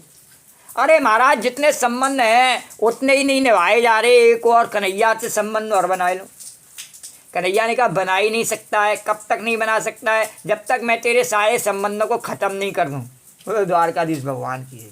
तो जिस पर कृपा करता हूँ नहीं उसके सारे संबंध ख़त्म कर देता हूँ, तब अपने आप मुझसे संबंध बनाता है, जाएगा मसाला। तो गोपी के सारे संबंध भगवान ने ख़त्म कर दिए, तो अब गोपी ने भगवान से संबंध बनाया। तो कृष्ण का ध्यान, भगवान का ध्यान होगा यदि एक तो तुम भगवान के साथ संबंध बनाओ और दूसरा उनके साथ प्रेम जोड़ो। और जब संबंध बनेगा तभी तो प्रेम जुड़ेगा। प्रेम कोई ऐसा तो है नहीं बिना संबंध के जुड़ जावे। द्वारकाधीश भगवान की जय। ये मेरा भाई है या मेरी बहन है या मेरा पिता है, माता है या पुत्र है, पुत्री है, पत्नी है, प्रेम का है, प्रेमी है, इस प्रकार से कोई संबंध होगा तभी तो उससे प्रेम होगा। रास्ता चल से तो होगा नहीं। लेकिन हमारे लिए भगवान कैसा रास्ता चलता है। हाँ, कभी हमारी मन में आई तो रास्ता चलते के लिए हमने 2-4 इलायची दाने रख दिए, और नहीं आई तो ऐसी की तैसी। तो तद भावना युक्ता, गोपी के मन में भावना है। तद भावानुकृता शयाकृति, कृष्ण की भावना करते करते गोपी का दिल हो गया कृष्णाकार। जब आंख बंद करके उसने देखा तो कृष्ण वहाँ मौजूद है। वे 3 टेढ़े टेढ़ हैं ना। कुब्जा को देखते ही जो कृष्ण मोहित हुए उसका कारण था कि बोले जैसा मैं ऐसी है, यह भी त्रिवक्त का और मैं भी त्रिवक्त हूँ। रूप का भी मेल खा गया और नाम का भी मेल खा गया, और नाम का मेल तो खाता ही था। कुब्जा और कृष्ण दोनों का कार से प्रारंभ होते हैं। ज्योतिष की गणगौरी तो बैठ ही गई। चलो, टेढ़े टेढ़े का अच्छा योग है। द्वारकाधीश भगवान की जय। तो त्रिविक्रम भगवान टेढ़े क्यों हैं? तो भगवान टेढ़े क्यों हैं कि प्रेम सीधा नहीं चलता, प्रेम की गति टेढ़ी है। संसार में लोग सीधा चलने की कोशिश करते हैं और जो सीधा नहीं चले नहीं उसको मूर्ख समझते हैं, लेकिन प्रेम की गति टेढ़ी है, वहाँ सीधा नहीं चला जा सकता है। प्रेम गलियत सांकरी। तो भगवान टेढ़े क्यों है कि प्रेम सीधा नहीं चलता, प्रेम की गति टेढ़ी है और कृष्ण प्रेम है अतः टेढ़े हैं। अच्छा, और देखो श्रृंगार का रंग सांवरा है, श्री कृष्ण भी सांवरे हैं और भक्त बेचारे सीधे हृदय के सरल सरल, उनमें से टेढ़े टेढ़े घुस जाते हैं तो अटक जाते हैं। तो सीधे में टेढ़ी चीज़ डाल दो तो अटक जाएगी, निकलेगी नहीं। तो भगवान भी यदि सीधे सीधे होते तो जल्दी से निकल जाते, इसलिए उन्होंने अपने को टेढ़ा बना दिया कि हम जब फंस जाएं तो कोई निकाल नहीं सके।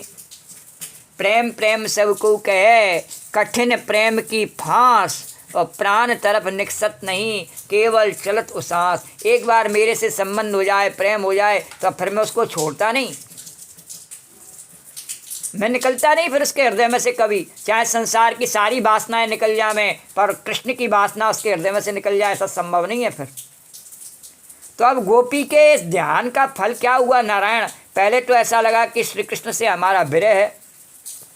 दुस्सह प्रेष्ठ विरह तीव्र ताप धृता शुभा, ध्यानात् प्राच्युताश्लेष निर्वत्या क्षीण मंगला, तमेव परमात्मानं जार बुद्ध्यापि संगता, और जहुर गुणमयम देहम सद्य प्रक्षीण बंधना। यह भगवान का जो विरह है वह सम्मान्यता किसी को फूटता नहीं। भगवान का विरह किसी को होता है? किसी को नहीं होता है। गोपी होता है क्या वह मेरा विरह? होता नहीं। क्यों नहीं होता? मेरे से प्रेम ही नहीं तो मेरा विरह। अरे इतने जन्मों से हम भगवान से बिछड़े हुए हैं, लेकिन हमारे मन में मंदिर में जा कर के भी और भगवान हमें सब कुछ दे दे और सब कुछ पा कर के भी, अपना जीवन लगवा आधे से ज़्यादा जी कर के भी मनुष्य का, और फिर भी हमारे मन में भगवान से हमारा विरह है। भगवान से तो मिले ही नहीं, सबसे मिल लिए। तो हम क्या कहते हैं, अरे भगवान से तो आखिर में मिल ही जाएंगे मरने के बाद में, भगवान से क्या मिलना है। तो भगवान का जो विरह है सम्मानता किसी को फुटता नहीं है, हर किसी को नहीं होता है। क्योंकि यदि स्फुरित हो तो उसका दुख भी स्फुरित होगा, और अगर विरह का दुख होगा तो संसार से त्याग वैराग्य करना नहीं पड़ेगा, अपने आप हो जाएगा। जैसे मीराबाई को भगवान का विरह हुआ, रसखान को भगवान का विरह हुआ, उसने सब छोड़ा और भक्ति में अपने आप को निमग्न कर दिया, उसको छोड़ना नहीं पड़ा, अपने आप छूट गया। तो ये जो वेदांती लोग विवेक करते हैं, अत्यंत मलिनो देहो देही चांत्या निर्मला, चांत्यंत निर्मला, देह बड़ा मलिन है और देही अत्यंत निर्मल है वेदांत में कहा। तो बेचारे विवेक भी करते हैं और फिर देह को ही मैं मानकर सब व्यवहार करते हैं, लेकिन अगर भगवान से प्रेम हो जाए तो देह के बारे में सोचना ही नहीं पड़ता। वो द्वारकाधीश लोग ज्ञान की दृष्टि में तो चाहे कितना भी बघार लो शेख ही, लेकिन आखिर में देह को ही सब कुछ मान करके करना पड़ता है। लेकिन प्रेम में भगवान के में जब डूब जाओ नहीं तो फिर देह का भान रहता ही नहीं। तो चैतन्य महाप्रभु ने कहा कि अगर हमसे कोई कहे कि तुम भगवान का समागम चाहते हो कि विरह, तो हम कहेंगे कि हमको विरह चाहिए। अरे भले मानस विरह क्यों मांगते हो? तो बोले कि देखो समागम में तो प्रेमास्पद अकेला रहता है, परंतु विरह में तो सब जगह दिखाई पड़ता है, वृत्ति तदाकार हो जाती है। तो विरह में तो सब जगह उसी को ढूंढती हैं आँखें। संगमा विरह विकल्पे बरमिहा विरहो ना संगमस्तस्या, यहाँ है तो तस्या, लेकिन चैतन्य महाप्रभु ने इसको तस्य कर दिया है। तो हम सुना रहे हैं कि आप आस्तिक हैं, सभी देवी देवताओं को हाथ जोड़ लेते हैं। कृष्ण का मंदिर पड़ गया, हाथ जोड़ लिया। कहीं भूत भैरव का मंदिर पड़ गया, उसको भी हाथ जोड़ लिया। कभी दुर्गा मंदिर पड़ गया तो उसको भी हाथ जोड़ लिया। आस्तिकता की बात दूसरी है, इसको क्या कहते हैं, आस्तिकता है, लेकिन उसको प्रेम है भगवान से, ऐसा नहीं है। लेकिन जब दिल में भगवान का प्रेम आता है तो एक एक क्षण विरह के कल्प के समान हो जाता है, और जिसके हृदय में विरह की फुरना नहीं हुई है उसके अंदर संयोग का सुख भी नहीं आएगा, और जिसके बिना हम दुखी नहीं होते उसके मिलने पर सुख कहाँ से होंगे। हमें कभी इस बात का दुख ही नहीं होता कि द्वारकाधीश से हमारा विरह है, प्रभु से हमारा विरह है। तो बताओ मंदिर में जा कर के भी हम सुख कैसे हो सकते हैं? फिर वापस अपने घर में आके सुख होते हैं। जल्दी जल्दी गए भग करके, और रास्ते में बरसात आ गई तो और जल्दी आधा पर्दा काम किया और वापस आ गए। बोलो द्वारकाधीश भगवान की जय। क्योंकि हमें सुख तो अपने घर में, अपने विषय भोगों में, उसी में आ रहा है। भगवान के लिए हमें सुख नहीं आता। भगवान के लिए सुख आता तो भाड़ में गया घर, चाहे बरसात हो रही है चाहे गर्मी हो रही है। तो आस्तिकता की बात दूसरी है, लेकिन जब दिल में भगवान का प्रेम आता है तो एक एक क्षण विरह कल्प के समान हो जाता है। और जिसके हृदय में विरह की फुरना नहीं हुई, उसके अंदर संयोग का सुख भी नहीं आएगा। और जिसके बिना हम दुखी नहीं होते, उसके मिलने पर सुखी कहाँ से होंगे? इसीलिए भारत के लोग चाहे कितने भी दर्शन झांकी करें, उनके जीवन में सुख नहीं आता है, क्योंकि उन्हें भगवान से विरह का दुख ही नहीं है। तो भगवान के दर्शन करने पर सुख कहाँ से आ जाए? बोलो द्वारकाधीश भगवान की जय। तो अगर फोड़े का दर्द नहीं हुआ तो उसके फूटने पर सुख क्या मिलेगा? दर्द ही नहीं है तो शांति कहाँ से मिलेगी? मजा क्या आएगा? तो ये तो जिसको दुख है उसी को सुख होता है। तो भगवान का विरह जिसको जब जगता है और सताता है तो कैसा होता है? उत्तापी पुट पाक तूपी गरल ग्रामादपि क्षोभणा दम्भोलेरपि दुस्सह कटुरलम हनुमान शल्यादपि प्रौढ़ तीव्र विसूचिका निचयतोप्यचैरिमायम्बली और मर्मालध्य भिनत्ति गोकुलपते विश्लेषज्वमाज्वरा। जब विरह का विष व्यापता है तब मिलन अमृत बनकर आता है। मैं बोरी ढूंढन चली किनारे बैठ, मैं बोरी ढूंढन चली रही किनारे बैठ। तो गोपी को ध्यान लग गया और ध्यान में भगवान से ऐसी मिली कि उसको पान खिलावे, उसके बाल संवारे, उसका पीताम्बर सुधारे, उसके हृदय पर अपना सिर रख दे। ऐसी मिली कि उसको दर्शन समानाकार वृत्ति हो गई। भूल गया कि ध्यान है, उसका ख्याल हुआ कि हम सचमुच मिल गए भगवान से। बोलो द्वारकाधीश भगवान की जय। इससे आई कथा कल करेंगे। श्री राधे गोविंद भज मन श्री राधे, श्री राधे गोविंद भज मन श्री राधे, श्री राधे जय जय राधे, जय राधे जय श्री राधे, श्री राधे गोविंद भज मन श्री राधे। या देवी सर्वभूतेषु कथारूपेण संस्था नमस्तस्यै नमस्तस्यै नमस्तस्यै नमो नमः। या देवी सर्वभूतेषु मातृरूपेण संस्था नमस्तस्यै नमस्तस्यै नमस्तस्यै नमो नमः।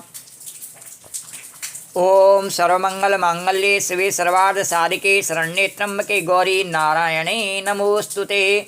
नमो नमो दुर्गे सुकर्णी, नमो नमो अम्बे दुखहरिणी। निरंकार है ज्योति तुम्हारी, त्यों लोक फैली उजियार। शशिल लाट मुख महाविशाला, नेत्र लाल भ्रुकुटी विकराला। रूप मात को अधिक सुहावे, दरस करत जनत सुख पा। तुम संसार शक्ति लौकी ना, पालन हेतु अन्न धन दीना। अन्नपूर्णा हुई जगपाला, तुम ही आदि सुंदरी बार। प्रलय काल सब नासनहारी, तुम गौरी शिव शंकर प्यारी। शिव योगी तुम्हारे गुण गामे, ब्रह्मा विष्णु तुम्हें नत। रूप सरस्वती का तुम धारा, देश बुद्ध से मुनि नवारा। धरो रूप नरसिंह को अम्बा, प्रगट भई फाड़ कर रक्षा कर प्रहलाद बचायो। हरणा कुश को स्वर्ग पठायो, लक्ष्मी रूप धरो जग माही। श्री नारायण अंग समाय, क्षीर सिंधु में करत विलासा। दया सिंधु दीजय मन आशा, हिंगलाज में तुम्ही भवानी। मैं मातव नहीं जाए बखानी, मातंगी धूमावती माता। भुवनेश्वरी बगला सुख, श्री भैरव तारा जगतारणी। छिन्न भाल है दुख निवारणी, के हरिवाहन सो भवानी। लागुर वीर चलत अगवानी, कर में खप्पर खड़ग विराजे। जाको देख काल डर, सो है अस्त्र और त्रिशूला। जाते उठत शत्रु ये सूला, नगर कोट में तुम्ही विराजत। त्यों लोक में डंका वाजत, सुमन समदानव तुम मारे। रक्त बीज संकन संहारे, महिषासुर दैत्य मानी। जय अगवार मही यकुलानी, रूप कराल कालिको धारा। सेन सहित तम ते संग परिगाढ़ संतन पर जब जब भई सहाय मात तुम तब तब अमरपुरी और बासव लोका तम में माँ सब रहे अशोका ज्वाला में है जोत तुम्हारी तुम्हें सदा पूजे नरण स्वयं भगत से जो जस गावे दुख दारिद्र निकट नहीं आवे ध्यावे तुम्हें जो नरमल लाई जन्म मरण ते सो छुट जाए जोगेश्वर मन कहत पुकारी योग न होय बिन शक्ति तुम्हारी शंकराचार्य तब कीनो काम क्रोध जीत सबली निज दिन ध्यान धरो शंकर को काउ काल नहीं सुमरो तुमको शक्ति रूप को मरम न पायो शक्ति गई तब मन पचता शरणागत हो कीर्त बखानी जय जय जय जगदम्ब भवानी भई प्रसन्नारि जगदम्बा दई शक्ति नहीं कीन बलम मोको मात कष्ट अति घेरो तुम बिन कौन हरे दुख मेरो आशा तृष्णा निपट सतावे रिप मूरख मुय अति दर्प शत्रुनाश की जय महारानी सुमरो एक चित्त में भवानी करो कृपा हे मात दयाला हृदय सिद्ध दय करो न्या जन्म जन्म में तब फल पाऊँ तुमरो जिसमें सदा सुनाऊँ दुर्गा चालीसा जो गावे सब सुख भोग परम पर देवी दास शरण निजानी करो कृपा जगदम्ब भवानी करो कृपा जगदम्ब भवानी बोलो जगज्जननी अन्नपूर्णा पार्वती मैया की जय या देवी सर्वभूतेषु कथारूपेण संस्था नमस्तस्यै नमस्तस्यै नमस्तस्यै नमो नमः या देवी सर्वभूतेषु मातृरूपेण संस्था नमस्तस्यै नमस्तस्यै नमस्तस्यै नमो नमः ओम जय जगदीश हरे प्रभु जय जगदीश हरे ओम जय जगदीश हरे प्रभु जय जगदीश हरे भक्त जनों के संकट दास जनों के संकट क्षण में दूर करे ओम जय जगदीश हरे जो ध्यावे फल पावे दुख बिन से मन का स्वामी दुख बिन से मन का सुख संपत्ति घर आवे कष्ट मिटे तन का ओम जय जगदीश हरे मात पिता तुम मेरे शरण गहूँ मैं किसकी स्वामी शरण गहूँ मैं किसकी तुम बिन और न दूजा प्रभु बिन और न दूजा आस करूँ जिसकी ओम जय जगदीश हरे तुम पूर्ण परमात्मा तुम अंतर्यामी प्रभु तुम अंतर्यामी पार ब्रह्म परमेश्वर तुम सबके स्वामी ओम जय जगदीश हरे तुम करुणा की सागर तुम पालन करता प्रभु तुम पालन करता मैं मूरख खल कामी मैं मूरख अज्ञानी मैं सेवक तुम स्वामी कृपा करो भरता ओम जय जगदीश हरे तुम हो एक अगोचर सबके प्राणपति प्रभु सबके प्राणपति किस विधि मिलूं दयामय किस विधि मिलूं कृपामय तुमको मैं कुमति ओम जय जगदीश हरे दीन बंधु दुख हरता तुम ठाकुर मेरे प्रभु तुम रक्षक मेरे अपने हाथ उठाओ अपनी शरण लगाओ द्वार पड़ी तेरे ओम जय जगदीश हरे विषय विकार मिटाओ पाप हरो देवा स्वामी कष्ट हरो देवा श्रद्धा भक्ति बढ़ाओ श्रद्धा भक्ति बढ़ाओ संतन की सेवा ओम जय जगदीश हरे तन मन धन सब तेरा स्वामी सब कुछ है तेरा तेरा तुझको अर्पण तेरा तुझको अर्पण क्या लागे मेरा ओम जय जगदीश हरे जय जगदीश हरे प्रभु जय जगदीश हरे जय जगदीश हरे प्रभु जय जगदीश हरे भक्त जनों के संकट दास जनों के संकट क्षण में दूर करे ओम जय जगदीश हरे तो राम कहो बावरे कृष्ण कहो बावरे राम कहो बावरे कृष्ण कहो बावरे राम कहो